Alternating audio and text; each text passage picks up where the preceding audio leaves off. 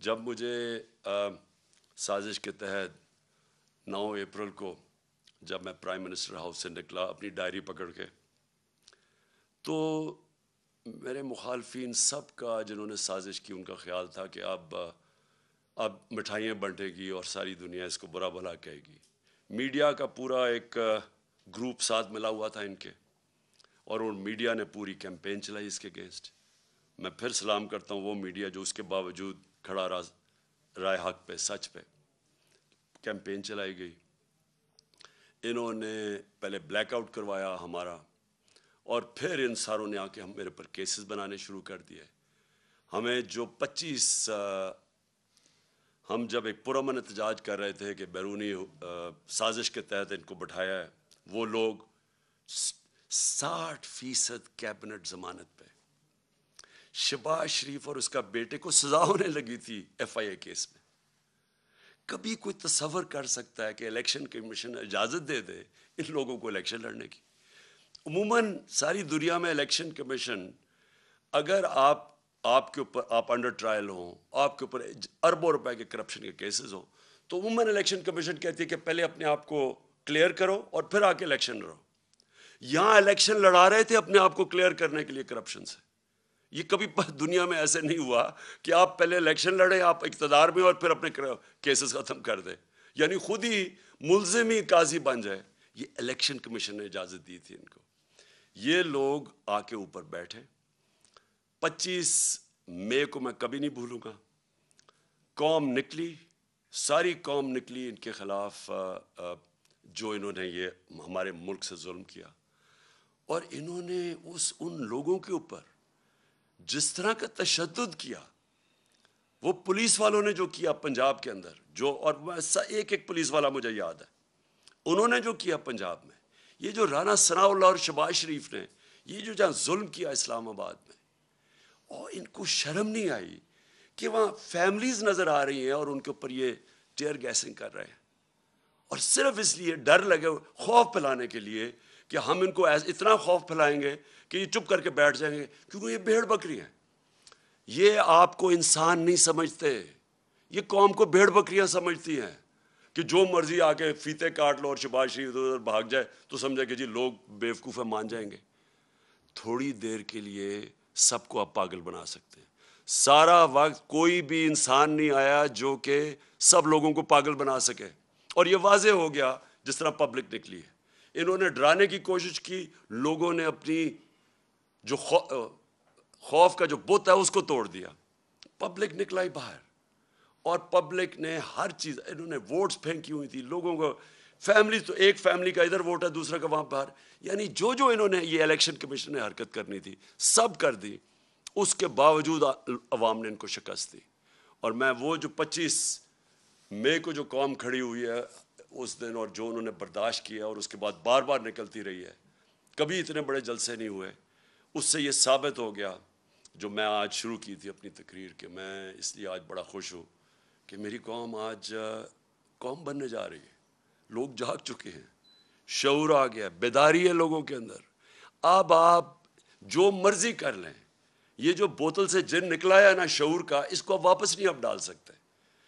جو بھی کوشش کرے گا اب کہ پبلک کے مینڈیٹ کو چوری کرے، کوئی بھی سمجھتا ہے کہ بند کمرے میں فیصلہ کر لیں گے ملک کے مستقبل کا، اب یہ کسی غلط فہمی میں نہ رہے.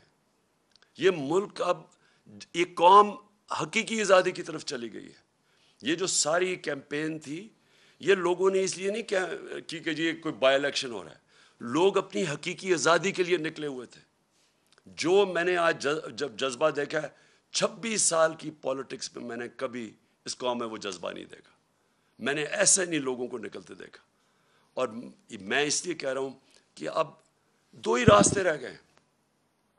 جو بھی اب کوشش کرے گا نا کہ ان کا مینڈیٹ چوری کرنے کے لیے، وہ خود جس طرح یہ انہوں نے شکست ہوئی ہے نون لیگ کو، ان کو شکست ہو جائے گی. ایک راستہ ہے اب قوم کا، اور وہ راستہ ہے صاف اور شفاف الیکشنز. جو اس کے علاوہ، میں بار بار کہہ رہا ہوں، اور میں جب مجھے انہوں نے ہٹایا وہاں سے، جب ہٹانے کی کوشش کر رہے تھے، تو میں نے، آپ کو پتہ ہے کہ میں نے الیکشنز اناؤنس کر دیے تھے، لیکن پھر وہ ہماری عدالتوں نے اس کو اوور ٹرن کر دیا. میں ابھی بھی سمجھتا ہوں کہ ملک کے لیے وہ بہترین فیصلہ تھا. اگر سیاسی انتشار پیدا ہی کر دیا تو بیسٹ طریقہ عوام کو فیصلہ کرنے دیں کون کس کو وہ چاہتے ہیں کہ اس ملک کی قیادت کرے. میں ابھی بھی یہ کہہ رہا ہوں، ایک راستہ اس قوم کا صاف اور شفاف الیکشن، اور صاف اور شفاف الیکشن اس الیکشن کمیشن کے اندر نیچے کبھی بھی نہیں ہو سکتا. یہ ایک ملک کی جو سب سے بڑی سیاسی جماعت ہے اس کو کوئی اعتماد ہی اس الیکشن کمیشنر پہ نہیں ہے. بار بار یہ ہمیں ڈسا ہے، بار بار یہ ہمارے خلاف کیا ہے، اور اس نے کھل کے ہمارے اسٹیٹمنٹس دیے ہیں، اور ہمیں پتہ ہے یہ لاہور میں جا کے کن کے قدموں میں بیٹھتا رہتا. میں یہ اس الیکشن کمیشنر کو آج کہوں گا کہ آپ کے پاس راستہ ہے، آپ ریزائن کریں. ایک ہی آپ کے لیے طریقہ ہے. آپ ہو ہی نہیں سکتا کہ جب میچ کھیلنے جا رہے ہیں، دو ٹیمیں ہیں، ایک ٹیم کہتی ہے مجھے امپائر پہ اعتماد ہی نہیں ہے. کرکٹ میں بھی جب ہم میچ کھیلنے جاتے تھے ہم کہتے تھے ایک امپائر پہ اعتماد نہیں، اس امپائر کو ہٹایا جاتا تھا.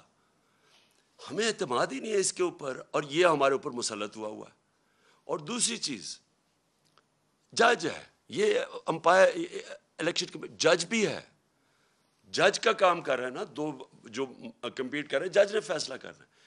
ہر عدالت کے اندر اگر آپ ایک جج کو سمجھتے ہیں متنازع ہے، وہ ریکیوز کرتا ہے اپنے آپ کو. تو مہربانی کر کے آپ کو ریزائن کرنا چاہیے. ہمیں کوئی آپ کے اوپر کانفیڈنس نہیں ہے، قوم کو آپ کے اوپر کوئی کانفیڈنس نہیں ہے. آپ ایک بائسڈ آدمی ہیں اور آپ ایک پارٹی کے ساتھ بالکل جڑے ہوئے ہیں. اور آپ نے جو سندھ کا بھی الیکشن کروایا اس کا آپ ذرا سندھ کے لوگوں سے پوچھیں، ذرا سروے کروائیں سندھ میں کہ جو لوکل گورنمنٹ کا الیکشن ہوا ہے کیا عوام اس کو تسلیم کرتی ہے. اس لیے میں آخر میں اللہ کا شکر پھر سے کرتا ہوں. اپنے نبی صلی اللہ علیہ وسلم کا ہمارے اوپر نظر ہے، ہم ان کی امت ہیں. میں اپنی عوام کا، خاص طور پہ پھر سے اپنے نوجوانوں کا، اپنی خواتین کا، ان کا سب میں شکر ادا کرتا ہوں، شکریہ ادا کرتا ہوں جس طرح وہ جس تعداد میں نکلے. اور میں اس میڈیا کا بھی شکر ادا کرتا ہوں، شکریہ ادا کرتا ہوں جنہوں نے ہر پریشر کے باوجود انہوں نے ہماری سپورٹ کی. انہوں نے ہماری سپورٹ کیا کی، انہوں نے ہمیں بلیک آؤٹ نہیں کیا، ہمیں موقع دیا اپنا موقف رکھنے کا. اور مجھے پتہ ہے کہ کس طرح کے پریشرز تھے. اب پاکستان کو آگے بڑھنا چاہیے. ہمارے سامنے بڑے چیلنجز ہیں جو سازش کے تحت ملک کو ڈی سٹیبلائز کر دیا اور معیشت جو نیچے جا رہی ہے، عوام مہنگائی میں پس گئی ہے. آج حالات دیکھیں کہ آج جو پٹرول اور ڈیزل ہے اس کی قیمت دیکھیں کہ انہوں نے 18 روپے پیٹرول کم کیا ہے اور 35 روپے ڈیزل کم کیا، اور پہلے ڈیزل کو 130 روپے بڑھا دیا اور پٹرول کو 100 روپیہ بڑھا دیا. انٹرنیشنل مارکیٹ کے اندر آج جب ہم گئے تھے تو تیل بک رہا تھا 103 روپے، 103 ڈالر پہ بک رہا تھا تیل. آج وہ 95 پہ پہنچ گیا. تو ان کو نیچے کرنا چاہیے. اس وقت بھی لوگوں کے اوپر کم بوجھ ڈالنا چاہیے، لیکن معیشت تب ٹھیک ہوگی جب یہاں سیاسی سٹیبلٹی آئے گی، استحکام ہوگا. اور اس لیے میں آج ساری اپنی قوم کو اپیل کرتا ہوں کہ ہم سب کو اب ایک ہی طرف دیکھنا چاہیے کہ کیسے ہم اس ملک میں صاف اور شفاف الیکشن کروا کے اس ملک کو اب اٹھا سکتے ہیں، ڈیولپمنٹ کی طرف لے سکتے ہیں. میرا جو تجربہ ہوا ہے 3.5 سال میں، ایک دفعہ سیاسی سٹیبلٹی آ جائے ملک میں، سیاسی استحکام آ جائے، یہ ملک کے اندر اتنا بڑا پوٹینشل ہے بڑھنے کا. اور سب سے بڑا آخر میں کہہ بھی دوں جو پوٹینشل ہے، دیکھیں ہماری ایکسپورٹس بڑھنے میں ہمارا سب سے مسئلہ کیا ہے کہ ہمارے ڈالر کم ہو جاتے ہیں. ہم بڑھنے لگتے ہیں اکانومی کیونکہ ہم نے کبھی ایکسپورٹس پہ توجہ نہیں دی، ڈالر کم ہونے شروع ہو جاتے ہیں، ہمیں IMF کے پاس جانا پڑتا ہے. لیکن ہمارا اتنا بڑا اثاثہ بیٹھا ہوا ہے باہر، بیرون ملک پاکستانی، یہ ہمارا بہت بڑا اثاثہ ہے. ہم جیسے جیسے یہاں سیاسی استحکام آتا جائے گا، سٹیبلٹی آتی جائے گی، یہ لوگ انویسٹ کریں گے پاکستان میں. یہ تب تک نہیں انویسٹ کریں گے جب تک یہ ملک کے اندر یہ جو بحران رہے گا سیاسی. یہ ہے ہمارا اثاثہ. ان کا پیسہ لانے کے لیے، ڈالرز لانے کے لیے ہمیں پولیٹیکل سٹیبلٹی چاہیے. اس کے لیے ہمیں صاف اور شفاف الیکشنز چاہیے. پاکستان پائندہ باد.